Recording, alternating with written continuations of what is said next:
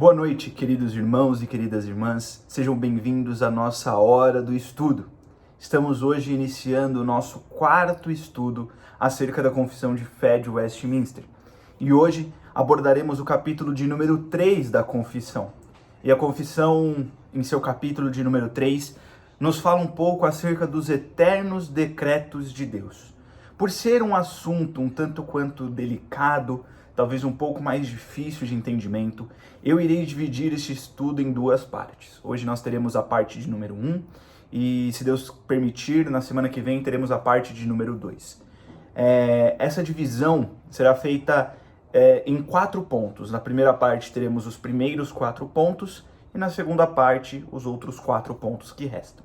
Então, como é um assunto um pouco mais delicado, um assunto um pouco mais difícil, eu peço a você que entenda em seu coração que há necessidade de termos humildade nele, que temos que ter entendimento que o nosso Senhor é soberano sobre todas as coisas. E sem dúvida alguma, entender a parte dos eternos decretos de Deus sem a humildade é um pouco difícil, porque o nosso coração acha que sabe todas as coisas, que entende todas as coisas, mas não é bem assim que funciona. Temos que confiar plenamente em Deus e saber que Deus é soberano sobre todas as coisas, sobre tudo e sobre todos. Então, tenha humildade. Ao começarmos então o capítulo de número 3, este é o pedido que eu faço a você. Tenha humildade para entender. E se alguma dúvida vier a surgir, se alguma dúvida acontecer no meio do caminho, você pode escrever os comentários aqui embaixo. Nós aqui da IP Unida, da Unida TV, iremos responder você acerca dessas dúvidas. Então fique à vontade. Se tem dúvida, pode escrever aqui nos comentários do canal do YouTube, pode escrever lá no Instagram, pode escrever para a nossa igreja. Não importa onde, nós iremos conseguir te responder conforme a sua dúvida, ok? Então, como eu disse, primeira parte, os 4 primeiros pontos do capítulo de número 3, e a segunda parte nós falaremos a partir do capítulo do ponto 5 até o ponto de número 8, ok? E como de costume, como eu sempre falo para vocês, se você tem a confissão de fé, fique com ela do seu lado, olhe, analise, leia junto. Aparecerá aqui ao meu lado o texto que eu estou lendo, mas se você tem, acompanhe e não esqueça da sua Bíblia. A Bíblia é muito importante, porque como eu sempre digo, como eu disse lá do começo e como eu sempre digo em toda a aula, a confissão de Westminster, ela é baseada na Bíblia. A sua referência é a Bíblia. Então, se a gente não tem a Bíblia em nossa mão, como a gente sabe que aquela referência está certa? Então, tenha a sua Bíblia na mão, porque eles usaram a Bíblia e usam as referências bíblicas para se embasar em seus pontos. Então, dito tudo isto, vamos começar o nosso estudo de hoje dos eternos decretos de Deus, capítulo de número 3 da Confissão de Fé. Desde toda a eternidade, o ponto número 1, Deus, pelo muito sábio e santo conselho da sua própria vontade, ordenou livre e inalteravelmente tudo quanto acontece, porém de modo que nem Deus é o autor do pecado, nem violentada é a vontade do homem, da criatura, nem é tirada a liberdade ou a contingência das causas secundárias antes estabelecidas. É um pouco delicado, como eu falei lá no começo, é um tema talvez difícil ao nosso coração e também ao nosso entendimento. Mas aqui vamos ver que Deus, desde toda a eternidade, desde sempre, por causa da sua própria vontade, do seu santo conselho, nós lembramos dos atributos de Deus e entendemos que eles são perfeitos e infinitos. Então o conselho, a vontade é perfeita, a vontade é infinita, o conselho, o santo conselho de Deus, que ele a si próprio deu, ele é perfeito, ele é infinito. Ele ordenou livre e inalteravelmente tudo quanto acontece. Nós não podemos mudar as coisas como elas acontecem e como elas acontecerão. Deus já ordenou isso, de maneira que ele usou o seu próprio santo conselho para fazer isso. Mas isso não faz com que Deus seja de modo algum o autor do pecado. O pecado, ele não é de autoria divina, mas Deus permite que ele exista. E ele em nenhum momento fere a vontade da criatura. Não é violentada a vontade do ser humano, da sua criação. Deus decretou todas as coisas, Deus ordenou todas as coisas que aconteceriam, mas em nenhum momento esse decreto, essa ordem, aquilo que é feito por Deus, violenta a vontade humana. Então, se você pecar, eu vou usar uns exemplos rápidos aqui, se você pecar, não adianta você dizer, eu pequei porque Deus decretou, porque Deus ordenou. Não. Isso é por causa da sua vontade. Isso é por causa da sua natureza. A sua natureza pecaminosa, ela é contrária à natureza santa de Deus.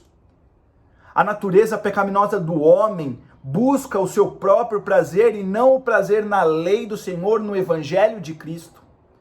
Então você não pode usar de desculpa que você peca porque Deus ordena você pecar, porque não é assim que funciona.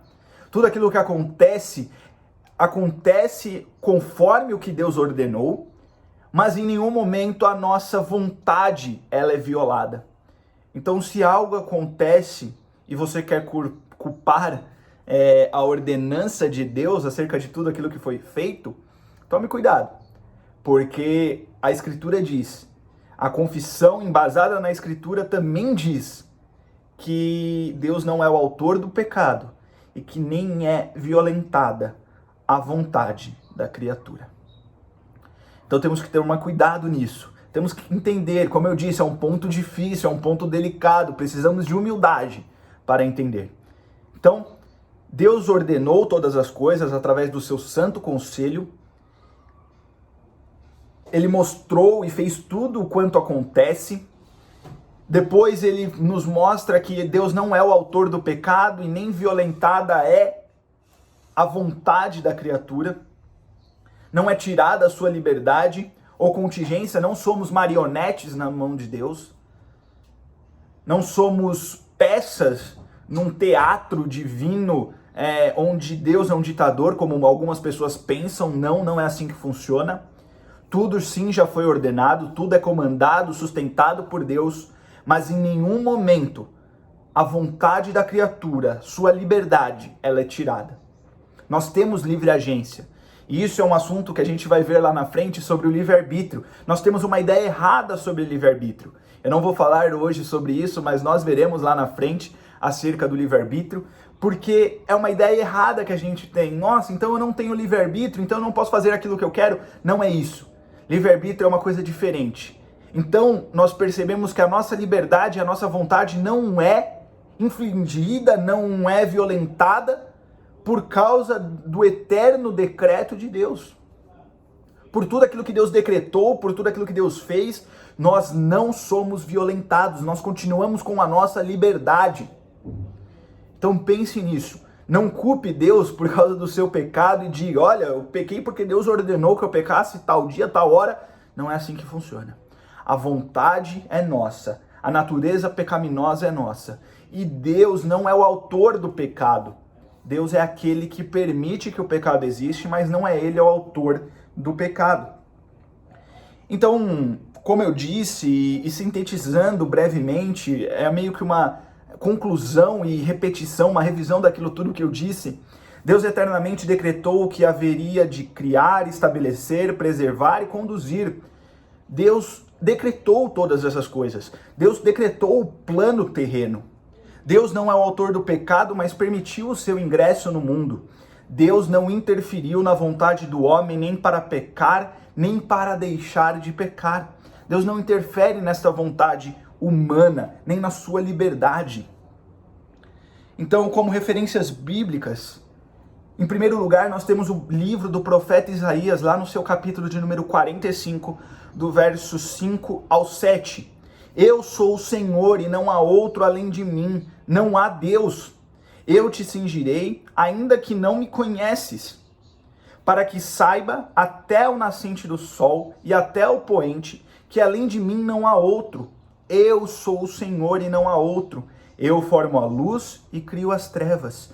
Faço a paz e crio o mal. Eu, o Senhor, faço todas as coisas. Aqui, nesses dizeres do Senhor, ele está falando com Ciro, que é um imperador, um rei usado por Deus, que não faz parte do povo de Israel, que não conhece propriamente dito o Deus de Israel, mas Deus fala que está usando ele, que ele é usado por Deus.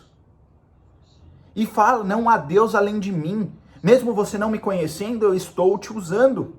Olha a soberania de Deus sobre todas as coisas, sobre todos os atos, sobre todas as pessoas. E aí ele vai falar, eu formo a luz e crio as trevas, faço a paz e crio o mal. Aí você pode falar assim, então se ele cria o mal, Elias, ele cria o pecado? Não. Este mal aqui que a gente vê é um mal que nós estamos acostumados a olhar no nosso dia a dia. Coisas ruins que acontecem, mas não é ligado ao mal moral, que é o pecado, a infração da lei de Deus, dos mandamentos de Deus. Isso não está ligado àquilo que fere, àquilo que Deus nos diz que deve ser feito.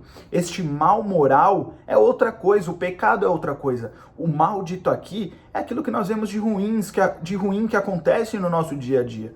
Mas o pecado, a não ordenança da lei de Deus, ela é o mal moral. Então por isso que esse texto fala assim. Salmo de número 5, versículo 4 diz, pois tu não és Deus que se agrada de iniquidade, e contigo não subsiste o mal. Em Deus não há o mal, em Deus não há pecado.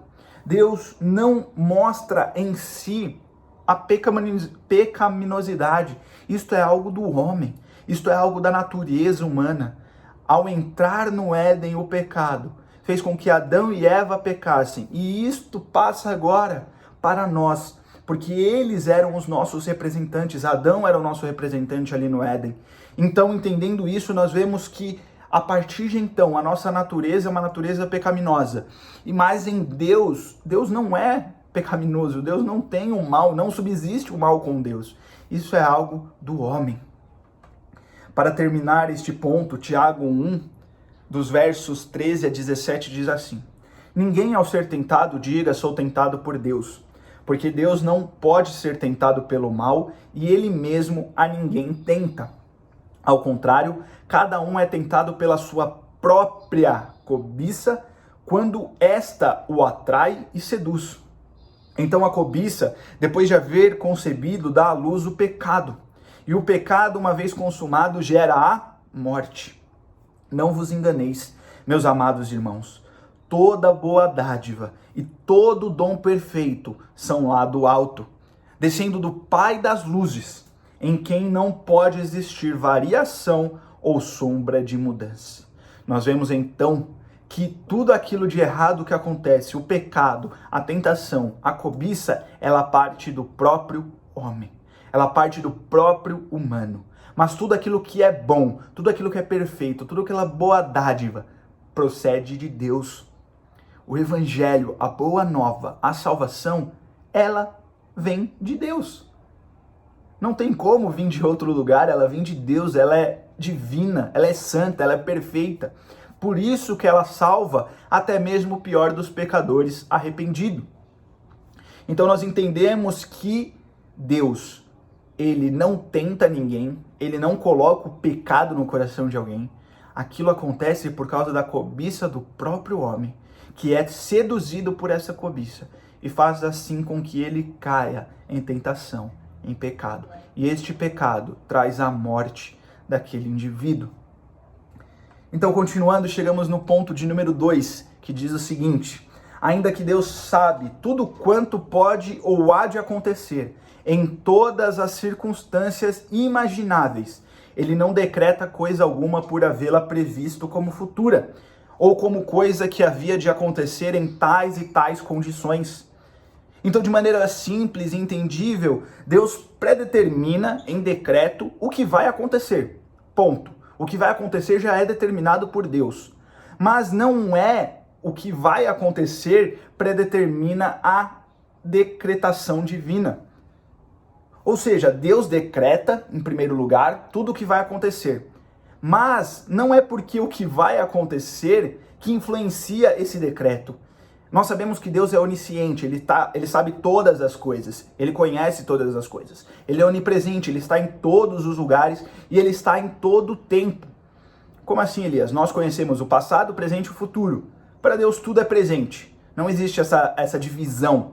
Para Deus tudo é presente, Deus está fora do tempo, ele vê o tempo de uma maneira diferente. Ele está em todo lugar, a toda hora, em todo momento. Ele é onipresente e ele é onisciente, ele conhece todas as coisas, ele sabe todas as coisas. Mas não é por causa daquele saber de Deus que ele decreta as coisas. Ele decreta as coisas e ponto. Não é por causa daquilo que ele sabe que vai acontecer que ele decreta alguma coisa. Não, não é isso. Ele decreta o que vai acontecer. Ele predetermina o que vai acontecer em decreto. Ponto. Mas isso não tem influência por causa daquilo que ele conhece, por causa daquilo que ele pensa. Não é predeterminado o decreto por causa daquilo que ele sabe. Não é por causa da onisciência de Deus que ele decreta algo. Então o decreto, se a gente pode colocar numa linha temporal, ele vem antes daquilo que ele sabe. Mas óbvio que ele sabe ao mesmo tempo que ele está decretando, isso é fato. Mas não é, então, um predeterminante para o decreto divino ele saber o que vai acontecer. Isso é muito importante. Deus predetermina o que vai acontecer, como, onde, quando e em que circunstâncias acontecerá. Deus predetermina tudo. Não temos que pensar naquela ideia de e se fosse assim? Se aconteceu desse jeito, era para acontecer desse jeito. Porque Deus predeterminou todas as coisas. Porque Deus, em seu decreto divino, fez com que essas coisas acontecessem desse jeito. Como eu disse lá no começo e repito, precisamos de humildade para entender isso. Não é fácil, não é simples. Podemos ter outros olhos acerca de Deus que são errados. Não é porque Deus decreta toda coisa que a gente tem que pensar mal do nosso Deus. Não, não é isso. Isso mostra como ele tem um plano perfeito, um plano que o glorie, o plano tão agradável que faz com que determinado ponto da história, no ponto determinado, no tempo determinado, o seu filho venha e salve aqueles que são seus. Nós temos que entender que tudo faz parte de um plano perfeito e que glorifica perfeitamente o nome de Deus. É o plano de Deus que glorifica o seu próprio nome. Então, o decreto, aquilo que vai acontecer, não é predeterminado por aquilo que Deus sabe que vai acontecer. Isso é muito importante da gente entender. Atos 15:18 diz assim: diz o Senhor que faz estas coisas conhecidas desde os séculos. Deus conhece todas as coisas desde sempre, mas Deus decreta todas as coisas, faz todas as coisas antes dos séculos conhecidos, desde toda a eternidade para toda a eternidade. Romanos 9, a carta de Paulo aos Romanos, capítulo 9, versículo 11 ao 18. E ainda não eram os gêmeos nascidos, está falando de Esaú e Jacó, nem tinham praticado o bem ou o mal, para que o propósito de Deus quanto à eleição prevalecesse não por obras, mas por aquele que chama. Já fora dito a ela, a mãe dos meninos, o mais velho será servo do mais moço. Aqui no texto nós vemos logo de cara, eles não tinham nascido, eles estavam na barriga, no ventre materno, nenhum tinha praticado bem ou mal para Deus, tipo assim, olha, aquele menininho é bom, então ele vai tal. Ah, aquele menininho é mau, então ele vai fazer tal coisa. Não. Antes deles terem nascido, antes deles terem praticado qualquer obra, Deus já tinha escolhido quem seria o mais velho, quem faria tal coisa. Então o mais velho seria servo do mais novo, antes mesmo de qualquer coisa acontecer. Como está escrito, amei Jacó, porém me aborreci de Esaú. Que diremos, pois, há injustiça da parte de Deus? De modo nenhum. Pois ele diz a Moisés, terei misericórdia de quem me aprouver ter misericórdia. E compadecer-me-ei de quem me aprouver ter compaixão. Assim, pois, não depende de quem quer ou de quem corre, mas de usar Deus a sua misericórdia. Essa frase é maravilhosa. Deus usa a sua misericórdia. E não importa se eu corro bem ou se eu faço bem, se Deus não quer usar a sua misericórdia para mim, Ele não usará. Deus usa a misericórdia não por causa da atitude dos homens, porque Ele conhece tudo aquilo que eu vou fazer, tudo aquilo que eu fiz, óbvio, mas tudo aquilo que eu vou fazer no futuro, Ele conhece, Ele é onisciente, Ele é onipresente, Ele é onipotente, Ele sabe todas as coisas. Mas não é porque Ele sabe aquilo que eu farei, aquilo que será feito no meu futuro, que Ele usa de misericórdia. Ele usa de misericórdia porque Ele, Deus, quer usar de misericórdia. O apóstolo Paulo fala muito bem. O que diremos, pois? Há injustiça da parte de Deus? De modo nenhum, meu irmão. De modo nenhum há injustiça da parte de Deus.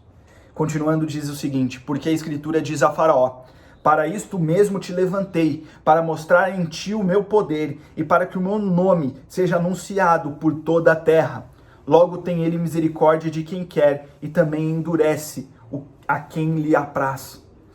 Faraó tem o seu coração endurecido por Deus, mas ele é usado por Deus para libertar o seu povo, para perseguir o seu povo, para fazer e mostrar os milagres e o poder de Deus para o povo de Israel.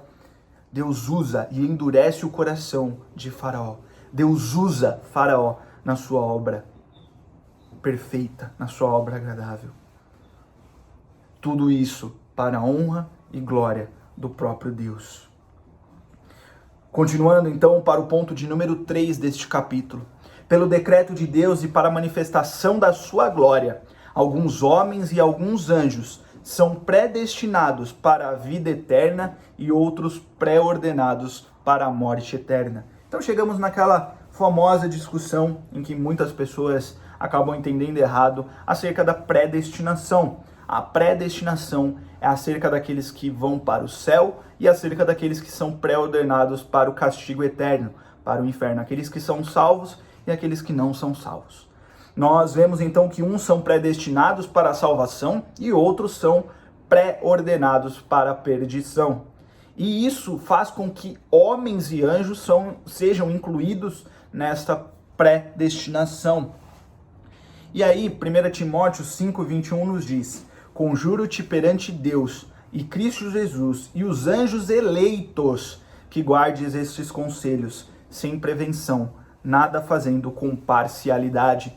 Paulo, na sua carta a Timóteo, vai falar acerca assim dos anjos eleitos, nos mostrando que até mesmo os anjos passam por este processo de eleição, de predestinação.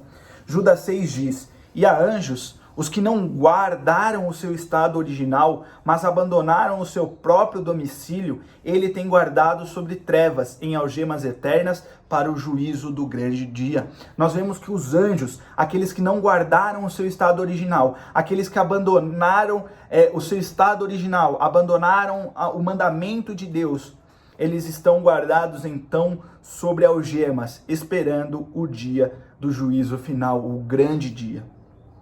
Em Efésios, a carta de Paulo aos Efésios, capítulo de número 1, versículos 5 e 6, nos predestinou para Ele, para a adoção de filhos por meio de Jesus Cristo, segundo o beneplácito da sua vontade, para louvor da glória de sua graça, e que Ele nos concedeu gratuitamente no amado. Nós vemos então que somos predestinados por Deus, somos eleitos por Deus, e ao sermos eleitos de Deus, nós então vemos que isto acontece através da obra de Jesus Cristo. Meu querido irmão, pode parecer dolorido, pode parecer ruim ao seu ouvido ou ao seu entendimento, mas nem todos estarão no céu. Se nós colocamos que Jesus Cristo morreu para todos, então todo mundo, de todo tempo, de todo espaço estará lá no céu, mas isso não é verdade. Os eleitos de Deus são aqueles que demonstram em si parte da sua salvação, da sua eleição, através dos seus frutos. Óbvio que existem casos à parte, e a gente vai ver isso lá no capítulo sobre vocação eficaz, que são as crianças que morrem recém-nascidas. Nossa, mas ela não confessou, não mostrou boas obras, ela é salva, ela é eleita ou não, e isso é uma discussão também à parte. Nós chegaremos lá, nós veremos isso. mas nós entendemos que aqueles que são eleitos de Deus, eles demonstram esse fruto. Óbvio que pode não ter tempo e a pessoa em um leito de morte confessa e ele é um eleito, perfeito. Mas existem caminhos que nós olhamos, que são visíveis aos olhos humanos. Mas também existem caminhos que nos enganam, por isso que eu disse, nós precisamos ser humildes, porque nós enxergamos a vida de um modo diferente e nós não temos poder para guiar a vida, reger a vida ou fazer da vida aquilo que a gente quer. Isto é algo do Deus de Israel, o Deus que tudo criou, que tudo formou e que é o nosso Deus, o nosso Senhor, o nosso Salvador.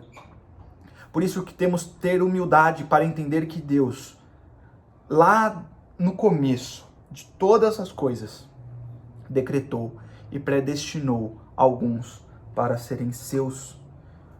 Ainda nessa questão de homens e humanos e predestinação, o ponto 4 vai nos dizer, esses homens e esses anjos, assim predestinados e pré-ordenados, são particular e imutavelmente designados. O seu número é tão certo e definido que não pode ser nem aumentado nem diminuído. Ao vermos isso, então nós pensamos que a fixação de número exato dos eleitos, o número exato de eleitos que existe, que no decorrer da história toda, ele não vai mudar, nunca. A predestinação ela é individualizada, ela tem um número exato e ela não vai ser agregada em nenhum ponto e não vai ser diminuída em nenhum ponto. Não tem como um eleito de Deus perder a sua salvação. Opa, hoje eu perdi minha salvação. Não. Uma vez salvo, salvo para sempre. Uma vez eleito, eleito para sempre.